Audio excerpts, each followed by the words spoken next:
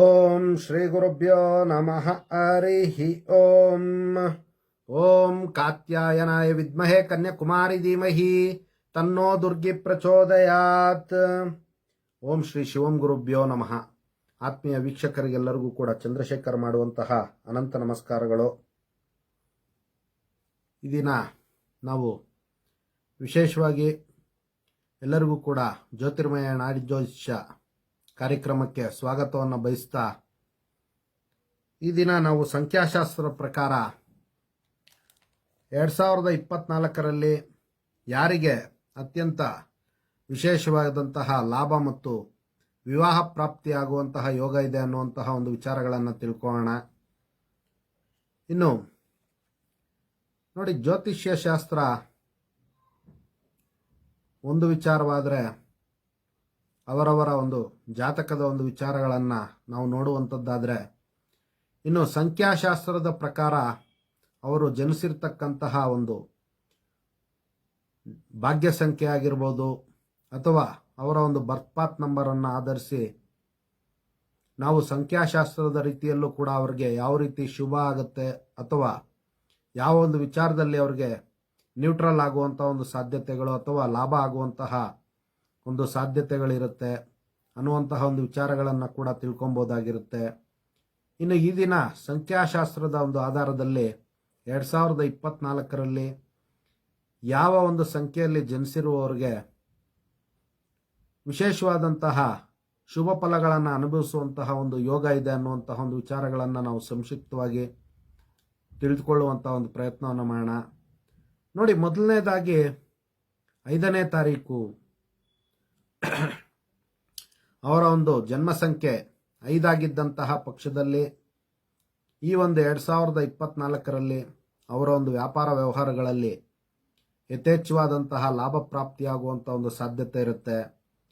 ಇನ್ನು ವಿವಾಹ ವಿಚಾರಗಳಲ್ಲಿ ಪ್ರಯತ್ನ ಪಡ್ತಾ ಇರ್ತಕ್ಕಂತಹ ಜಾತಕರಾದರೆ ಅವರಿಗೆ ಬಹಳಷ್ಟು ರೆಫರೆನ್ಸ್ಗಳು ಬರುವಂಥದ್ದು, ಅವರ ಒಂದು ನೆರೆಹೊರೆಯವರಾಗಿರ್ಬೋದು ಅಥವಾ ವೃತ್ತಿ ಸ್ಥಳದಲ್ಲಿ ಕೆಲಸ ಮಾಡ್ತಾ ಇರತಕ್ಕಂಥವರಾಗಿರ್ಬೋದು, ಅವರ ಒಂದು ಸಂಬಂಧಿಗಳಾಗಿರ್ಬೋದು, ಈ ರೀತಿ ಹಲವಾರು ಜನ ಅವರಿಗೆ ಸಹಾಯ ಮತ್ತು ಸಹಕಾರಗಳನ್ನು ಮಾಡುವಂಥದ್ದು, ವಿವಾಹ ಪ್ರಯತ್ನಗಳಿಗೆ ಪೂರಕವಾಗಿ ಅವರಿಗೆ ಎಲ್ಲ ವಿಧವಾದಂತಹ ಹಣಕಾಸಿನ ಒಂದು ಸಹಾಯ ಆಗಿರ್ಬೋದು, ಹೆಣ್ಣು ಮಕ್ಕಳಾಗಲಿ ಗಂಡು ಮಕ್ಕಳಾಗಲಿ ವರನ ಒಂದು ಅನ್ವೇಷಣೆ ಆಗಿರ್ಬೋದು, ವಧುವಿನ ಒಂದು ಅನ್ವೇಷಣೆ ಆಗಿರ್ಬೋದು, ಈ ಒಂದು ವಿಚಾರಗಳಲ್ಲೆಲ್ಲದರಲ್ಲೂ ಕೂಡ ಅವರಿಗೆ ಸಹಾಯ ಮತ್ತು ಸಹಕಾರಗಳು ಅತಿ ಹೆಚ್ಚಾಗಿ ದೊರೆಯುವಂತಹ ಒಂದು ಸಾಧ್ಯತೆಗಳು ಬಹಳಷ್ಟು ಇರುತ್ತೆ.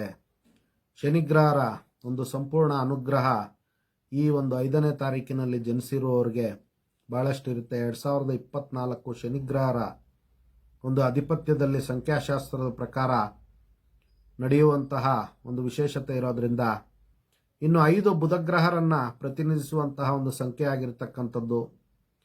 ಬುಧ ಮತ್ತು ಶನಿಗ್ರಹರು ಅತ್ಯಂತ ಸ್ನೇಹಗ್ರಹರಾಗಿರೋದ್ರಿಂದ ಅವರಿಗೆ ವಿಶೇಷವಾದಂತಹ ಲಾಭ, ಅದೇ ರೀತಿ ಅವರ ಒಂದು ಕಾರ್ಯಗಳೆಲ್ಲದರಲ್ಲೂ ಕೂಡ ಜಯಪ್ರಾಪ್ತಿಯಾಗುವಂಥದ್ದು, ವಿಶೇಷವಾಗಿ ಕಂಕಣ ವಿಚಾರದಲ್ಲಿ ಅವರಿಗೆ ಬಹಳಷ್ಟು ಅನುಕೂಲ ಆಗ್ತಕ್ಕಂಥ ಒಂದು ಸಾಧ್ಯತೆಗಳು ಅತಿ ಹೆಚ್ಚಾಗಿರುತ್ತೆ.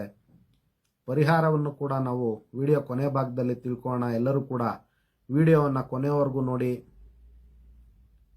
ಇನ್ನು 6ನೇ ತಾರೀಕು ನೋಡಿ, 6 ಸಂಖ್ಯೆಯಲ್ಲಿ ಜನಿಸಿರ್ತಕ್ಕಂತಹ ವ್ಯಕ್ತಿಗಳಿಗೂ ಕೂಡ ವಿಶೇಷವಾದಂತಹ ಶುಭ ಕಾರ್ಯಗಳಾಗುವಂಥ ಒಂದು ಸಾಧ್ಯತೆ ಇರುತ್ತೆ. ಅವರ ಒಂದು ಮನೆಯಲ್ಲಾಗಿರ್ಬೋದು ಅಥವಾ ಅವರ ಒಂದು ಜೀವನದಲ್ಲಾಗಿರ್ಬೋದು, ಅವರು ಏನು ಅಂದ್ಕೊಂಡಿರ್ತಾರೆ ಆ ಒಂದು ಗುರಿಗಳನ್ನು ಸಾಧಿಸುವಂತಹ, ಅಭಿಷ್ಟಗಳನ್ನು ನೆರವೇರಿಸಿಕೊಳ್ಳುವಂತಹ ಶುಭ ಪರ್ವಕಾಲ ಆಗಿರ್ತಕ್ಕಂಥದ್ದು 2024.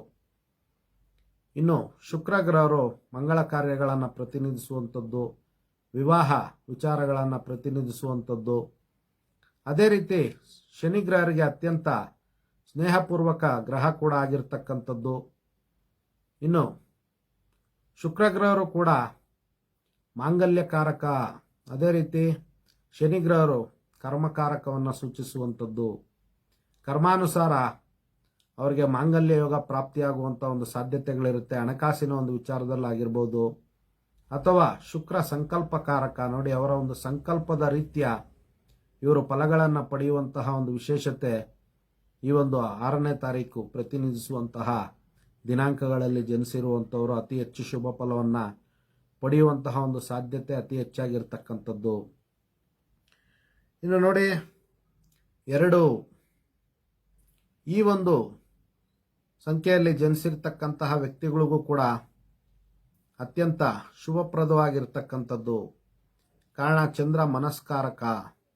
ಇನ್ನು ಚಂದ್ರ ಫಾಸ್ಟೆಸ್ಟ್ ಪ್ಲಾನೆಸ್ಟ್ ಆಗಿರೋದ್ರಿಂದ ಅವ್ರಿಗೆ ಬಹಳ ಅನುಕೂಲ ಆಗ್ತಕ್ಕಂಥ ಒಂದು ಸಾಧ್ಯತೆಗಳು ಅತಿ ಹೆಚ್ಚಾಗಿ ಈ ಒಂದು 2024ರಲ್ಲಿ ಇರ್ತಕ್ಕಂಥದ್ದು. ಇನ್ನು ಅದೇ ರೀತಿ ನಾವು ಹಿಂದೆ ತಿಳ್ಕೊಂಡಿದ್ದಂತಹ ವಿಡಿಯೋದಲ್ಲಿ ನೋಡಿ, 2024 ನೋಡಿ, ಚಂದ್ರಗ್ರಹರನ್ನ ಬಹಳಷ್ಟು ಜನ ಶನಿಗ್ರಹರ ಒಂದು ವೈರಿ ಅನ್ನುವಂತಹ ಒಂದು ವಿಚಾರವನ್ನ ಬಹಳಷ್ಟು ನಾವು ಕೂಡ ಹೇಳಲಾಗ್ತಕ್ಕಂಥದ್ದು. ಇದನ್ನ ನಾವು ನೋಡುವಂತಹ ವಿವಿಧ ರೀತಿಗಳಿರುತ್ತೆ ಜ್ಯೋತಿಷ್ಯ ಶಾಸ್ತ್ರದಲ್ಲಿ, ಸಂಖ್ಯಾಶಾಸ್ತ್ರದಲ್ಲಿ. ನೋಡಿ, ಈ ಸತಿ 2024 ಬಹಳಷ್ಟು ಜನಕ್ಕೆ ಅನುಮಾನ ಬರ್ಬೋದು, ಏನು ಚಂದ್ರಗ್ರಹರ ಒಂದು ವಿಚಾರದಲ್ಲಿ ಶುಭ ಫಲಗಳನ್ನು ಹೇಳ್ತಾ ಇದ್ದಾರಲ್ಲ ಅಂತ. ನೋಡಿ, 2024ರಲ್ಲಿ 2 ಸತಿ ಚಂದ್ರ ಬಂದಿರತಕ್ಕಂಥದ್ದು. ಇನ್ನು 2+2 ಅಂದರೆ ಉಚ್ಚ ಚಂದ್ರ ಅನ್ನುವಂತಹ ಒಂದು ವಿಚಾರವನ್ನು ನಾವು ಸಂಖ್ಯಾಶಾಸ್ತ್ರದ ಒಂದು ವಿಚಾರದಲ್ಲಿ ಲೆಕ್ಕ ಹಾಕ್ತಕ್ಕಂಥದ್ದು. ಆದ್ದರಿಂದ ಚಂದ್ರನ ಬಲವೂ ಕೂಡ ಈ ವರ್ಷ ಅತಿ ಹೆಚ್ಚಾಗಿರ್ತಕ್ಕಂಥದ್ದು.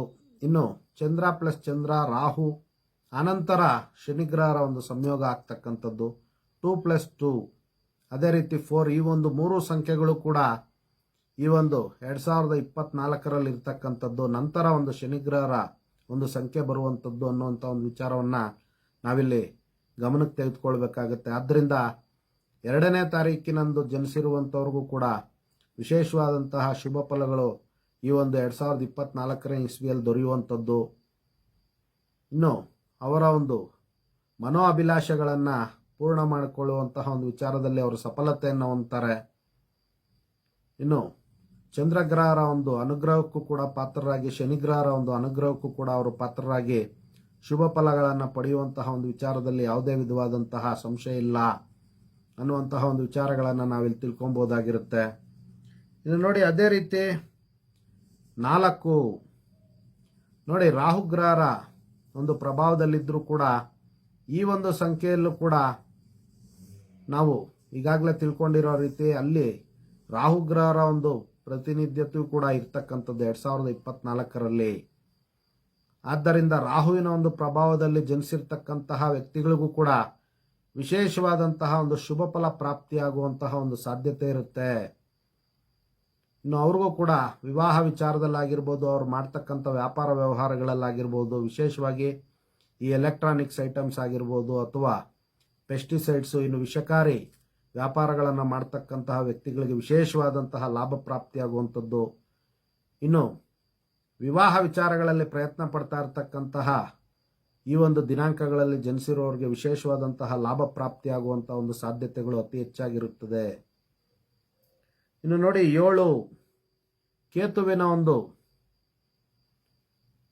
ಸಂಖ್ಯೆಯಲ್ಲಿ ಜನಿಸಿರ್ತಕ್ಕಂತಹ ವ್ಯಕ್ತಿಗಳಿಗೂ ಕೂಡ ವಿಶೇಷವಾದಂತಹ ಅನುಕೂಲ ಆಗುತ್ತೆ. ಇಲ್ಲಿ ನಾವು ಸ್ಮರಣೆ ಮಾಡಬೇಕಾಗಿರ್ತಕ್ಕಂಥದ್ದು ನೋಡಿ, ಕೇತು ಅಂದರೆ ಅದು ಕೂಡ ಮಾಂಗಲ್ಯ ಕಾರಕವನ್ನು ಸೂಚಿಸ್ತಕ್ಕಂಥದ್ದು. ಇನ್ನು ಶನಿ ಕರ್ಮವನ್ನು ಸೂಚಿಸ್ತಕ್ಕಂಥದ್ದು.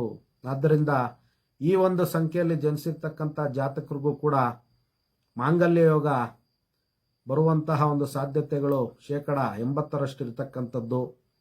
ಇನ್ನೂ ಹೆಚ್ಚಿನ ರೀತಿಯಲ್ಲಿ ಪರಿಹಾರಗಳನ್ನು ಕೂಡ ಸೂಚಿಸ್ತಾ ನಾವು ಮುಂದೆ ಹೇಳ್ತಾ ಇರ್ತಕ್ಕಂಥದ್ದು. ಆದ್ದರಿಂದ ಇವರು ಕೂಡ ವಿವಾಹ ಯೋಗವನ್ನು ಪಡ್ಕೊಳ್ಬೋದಾಗಿರುತ್ತೆ ಮತ್ತು ಅವರ ಒಂದು ಮನೋಅಭಿಷ್ಟಗಳನ್ನು ಪೂರ್ಣ ಮಾಡ್ಕೊಳ್ಬೋದಾಗಿರುತ್ತೆ 2024ರಲ್ಲಿ. ಇನ್ನು ನೋಡಿ, ಕೊನೆಯದಾಗಿ 3 ಗುರುವಿನ ಒಂದು ಸಂಖ್ಯೆಯಲ್ಲಿ ಜನಿಸಿರ್ತಕ್ಕಂತಹ ವ್ಯಕ್ತಿಗಳಿಗೂ ಕೂಡ, ಕಾರಣ ಗುರು ಶನಿಗ್ರಹರ ಸಮಗ್ರಹರಾಗಿರ್ತಕ್ಕಂಥದ್ದು, ಇನ್ನು ದೈವಗ್ರಹರಾಗಿರ್ತಕ್ಕಂಥದ್ದು. ಶನಿಗ್ರಹರ ಒಂದು ಪ್ರಭಾವ, ರಾಹುಗ್ರಹರ ಒಂದು ಪ್ರಭಾವ ಇದ್ರೂ ಕೂಡ ಅಲ್ಲಿ ಉಚ್ಚ ಚಂದ್ರರ ಒಂದು ಅನುಗ್ರಹ ಇರೋದ್ರಿಂದ ಗುರುವಿನ ಒಂದು ಸಂಖ್ಯೆಯಲ್ಲಿ ಜನಿಸಿರ್ತಕ್ಕಂಥವ್ರಿಗೂ ಕೂಡ ಈ ಒಂದು 2024ರಲ್ಲಿ ವಿಶೇಷವಾದಂತಹ ಗಜಕೇಸರಿ ಯೋಗ ಕೂಡ ಪ್ರಾಪ್ತಿಯಾಗುವಂಥದ್ದು ಸಂಖ್ಯಾಶಾಸ್ತ್ರದ ಪ್ರಕಾರ. ಇನ್ನು ಅದೇ ರೀತಿ ಗುರುಚಾಂಡಾಳ ಯೋಗ ಅಂದರೆ ಸರ್ವಗ್ರಾಹ್ಯ ಯೋಗ. ಇನ್ನು ಅದೇ ರೀತಿ ಕರ್ಮ ಧರ್ಮ ಸಂಯೋಗ, ಶನಿಗ್ರಹರು ಕರ್ಮವನ್ನು ಸೂಚಿಸ್ತಕ್ಕಂಥದ್ದು, ಗುರುಗ್ರಹರು ಒಂದು ಧರ್ಮವನ್ನು ಸೂಚಿಸ್ತಕ್ಕಂಥದ್ದು.